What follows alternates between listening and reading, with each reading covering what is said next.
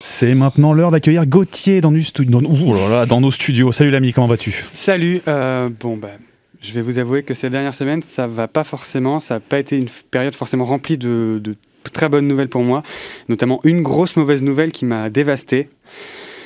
Il y a 8 jours, on a appris via Ouest France que l'ouverture de la ligne B du métro de Rennes, qui devait ouvrir en juin 2021, allait être repoussée à la fin 2021, voire début 2022.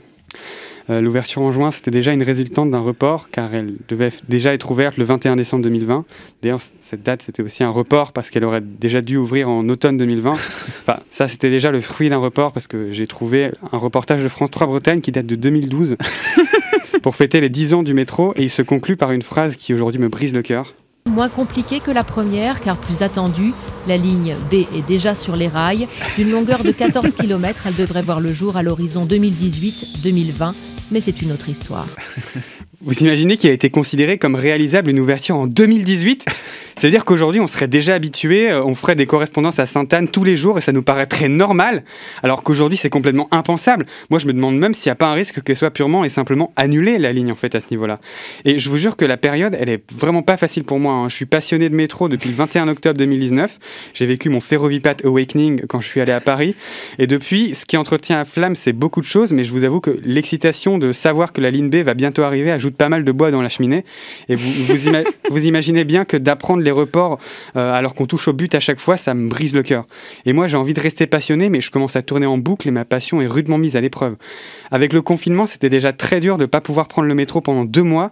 Du coup, depuis, j'ai regardé toutes les vidéos de Merci Citron, du Ferrovipat, d'Urban Traveler, qui sont 3 chaînes YouTube qui parlent de métro. Mais je les ai toutes vues 5 fois, je les connais quasiment par cœur. J'ai déjà vu assez de time-lapse des trajets de toutes les lignes de Paris, de Rennes et de tous les autres métros de France à l'endroit et à l'envers. J'ai fait le tour des reportages sur le métro de France 3 Bretagne, sur le métro rennais. J'ai construit 2 lignes de métro dans Animal Crossing. Au bout d'un moment, j'ai vraiment peur que la flamme s'éteigne. Et moi qui mise une partie de mon projet professionnel sur le fait de devenir conducteur de métro, ce serait quand même dommage qu'une fois arrivé au bout du chemin, plus rien ne brûle à part mes rêves. Tout ce qui me reste pour me consoler, ce sont les vidéos récapitulatives des travaux de la ligne B qui sortent à chaque début de mois sur la chaîne YouTube officielle de la ligne B, qui me montre l'avancée des travaux sur chaque station. Et ça dit que oui, c'est long, mais oui, ça arrive. Et waouh, qu'est-ce que ça va être bien! Je sais pas si vous vous rendez compte, mais on aura 2 stations de suite qui seront aériennes et en extérieur. Ça n'arrive jamais sur la ligne A. On a bien 2 stations aériennes, mais pas 2 qui se suivent. Et elle ira jusqu'à Cesson. C'est une autre commune, je sais pas si vous en rendez compte. Et attendez, le truc le plus fou, c'est que les rames, elles seront un tout petit peu plus grandes que pour la ligne A. Et surtout, il y aura pas de séparation entre les voitures, ce qui veut dire qu'on pourra taper un sprint quand il y aura personne d'un côté à l'autre de la rame pour voir si on court plus vite que la rame d'en face. Ça va être trop stylé! Bon, je sais que je m'adresse pas qu'à des gens qui adorent le métro, mais je vous invite quand même à regarder ces vidéos récapitulatives des travaux de la ligne B, parce que même si vous détestez le métro, vous aimez au moins faire attention à l'architecture des stations, et ça tombe bien, les vidéos sont centrées sur les stations.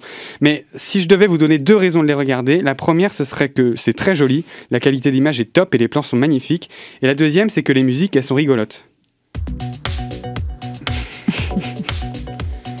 Franchement, je trouve ça hyper entraînant et j'aimerais vraiment discuter avec la personne qui se lève le matin en sachant que son métier, c'est de composer les musiques des vidéos récapitulatives mensuelles de l'avancement des travaux de la ligne B du métro de Rennes.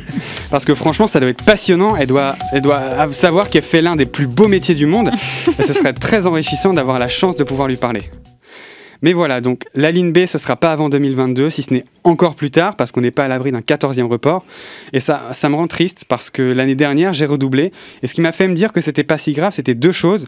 La première, c'était que j'allais voir le résultat des travaux à Silab et des nouveaux locaux, sauf que ça a été annulé à cause du Covid.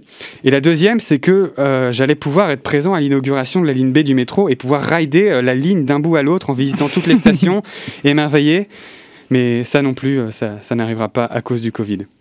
Et en plus, cette fois, je suis sûr que je ne serai plus à Rennes l'année prochaine. Donc voilà, je suis triste. Mais heureusement que j'ai encore la station Triangle pour me remonter le moral, la meilleure station de la ligne A, bien loin devant l'immonde station Italie qui me donne envie de vomir à chaque fois que j'y pense. Salut! Merci Gauthier pour cette chronique fort goulayante.